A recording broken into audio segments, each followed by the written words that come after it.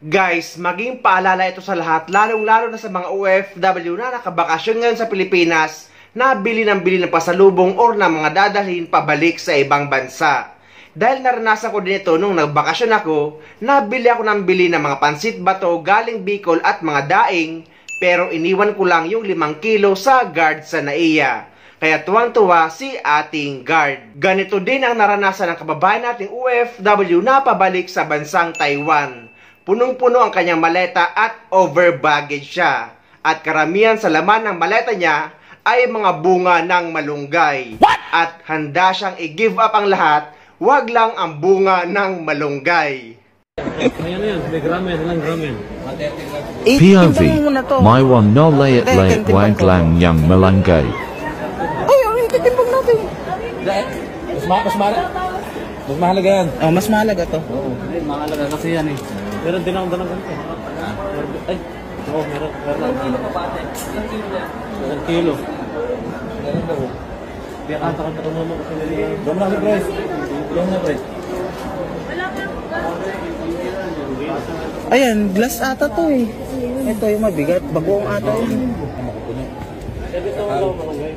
Sabi, tikman yung sobra po yung malunggay. Sobra po daw yung malunggay. Gusto mo daw po, sir?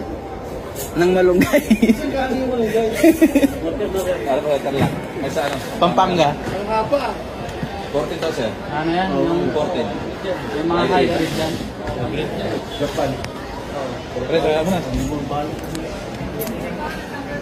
Sete. Yan, sakto na yan. Titimbang naman, sir, kung sasakto. Sobra daw eh. 25 kilos, 23 lang yan.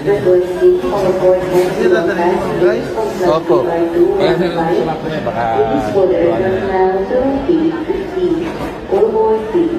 Pareho din sa naranasan ng isa pang kababayan natin na pabalik din sa ibang bansa, na sa dami ng nagpadala sa kanya ay over baggage na siya, na dapat ay 23 kg lang, dahil sa Philippine Airlines kahit 1 piece or 2 piece ang nakalagay ay 23 kg lang ang maximum na pwede mong ilagay sa bawat maleta. So kung Philippine Airlines ang sasakyan nyo at ang nakalagay sa ticket nyo as baggage allowance or check-in baggage allowance ay 2 piece or 1 piece, ang ibig sabihin niyan ay 2 luggage na tag 23 kg.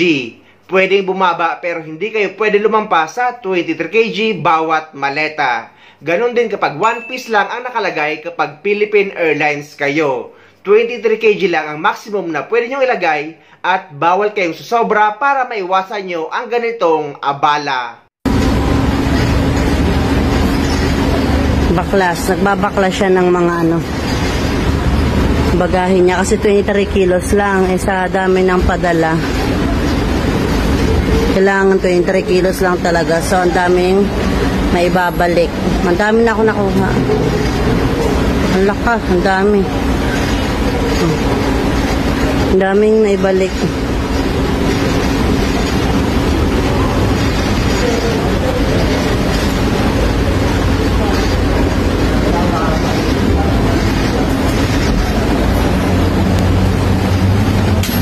Naglag mo dyan. Naglag mo. Ba't speaker mo? Hindi mo nagala? Hindi lang kasi. Ito yun, gagawin yun. For example naman, Emirates Airlines ang sasakyan nyo at 30 kg ang baggage allowance na nakalagay sa inyong ticket na lagi naming sinasakyan, or laging Emirates Airlines ang binibiling ticket sa amin ng aming amo kapag magbabakasyon kami sa Pilipinas. So kung may 30 kg baggage allowance ka, ay pwede mo itong hatiin sa 2 maleta. For example, tag 15 kg or 20 kg yung isa at 10 kg yung isa. Or kung kaya nyo naman sa isang maleta, ay pwede nyo ilagay ang 30 kg sa isang maleta. Pero kung hindi nyo kaya, ay pwede nyo itong hatiin sa 2, basta hindi lalampas sa check-in baggage allowance nyo ang combined baggage nyo or yung 2 maleta na pinaghati nyo. So ayun guys, sana may nakuha kayong idea at sana nakatulong ang video na ito sa inyo. At sa mga hindi pa dyan nakasubscribe sa channel ko, please don't forget to subscribe my YouTube channel and please click the notification bell para lagi kayong updated sa mga upcoming videos na gagawin ko para sa ating mga OFW. Mula dito sa Dubai, maraming salamat. See you next time!